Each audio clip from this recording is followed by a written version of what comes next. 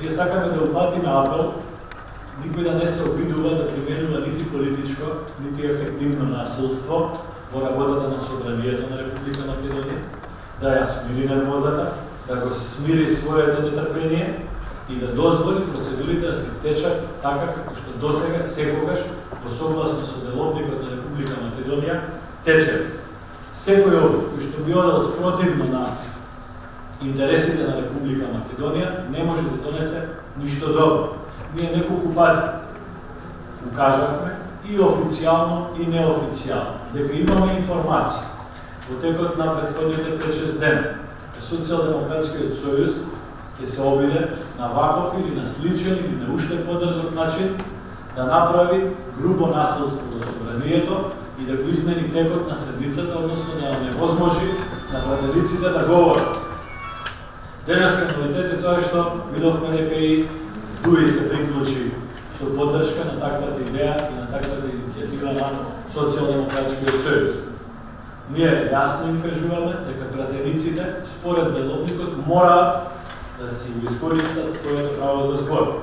Заради тоа што повеќе членови од деловникот кажуваат дека оваа поставка се прецизно утврдена. Согласно член 80 став 2 на деловникот, претресот трае додека не се исцрпи листата на пратеници кои се пријавиле за збор. И ова не може да биде прекршено по ниту едни услови, ни поради една политичка желба или намера на било кој пратеник или на било која група. И сакал да потенцирам дека досега во Собранието, оно што памтиме сите што се случува, никогаш не била прекината расправа, онака како што денеска СДСМ се обиде да прекине расправата. Повторувам, никогаш не била на тој начин прекината расправа во работата на Собранието. Дополнително, конституирањето на Собранието е разработено во цела една глава од деловникот за работа на Собранието на Република Македонија. И тука има точка 1. Конститутивна седница на Собранието и верификација на мандат. Точка 2. Избор на комисија за прашање на изборите и именување. Точка 3. Избор на председател и подпредседател на Собранието.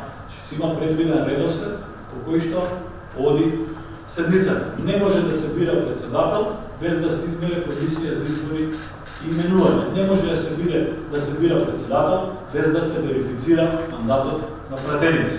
Значи, теоретски, по оваа логика која што СДСМ и ДУИ ја застапуваат денеска, тие можеа и уште во текот на првата и втората точка кога разговаравме за верификација на мандати и за извештајот на комисијата за верификација на мандат, да побараат Собранието директно да премине на четвртата точка и без верифициран мандат на пратеници некој да бира председател на Собрание. Дополнително би сакал да го појаснам членот 22 од деловникот за работа на Собранието.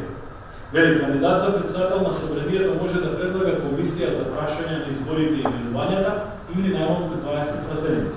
Што значи ова? Еднаш го објаснував. 20 пратеници може да предложат кандидат за председател на Собранието, тоа е легално и легитимно. И други 20, неистите, исто така имаат право да предложат кандидат. И трети 20, и четврти 20, и пети 20, и шести 20.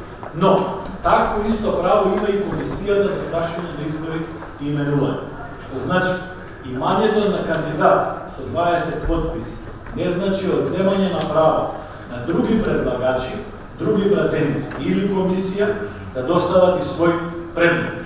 Напротив, во деловникот е разработена процедура што ако има 2, 3 или повеќе кандидати и е појаснето како се оди таа процедура. Значи, имањето предлог за председател не значи одзимање на право на друг субјект за да достави предлог на председател.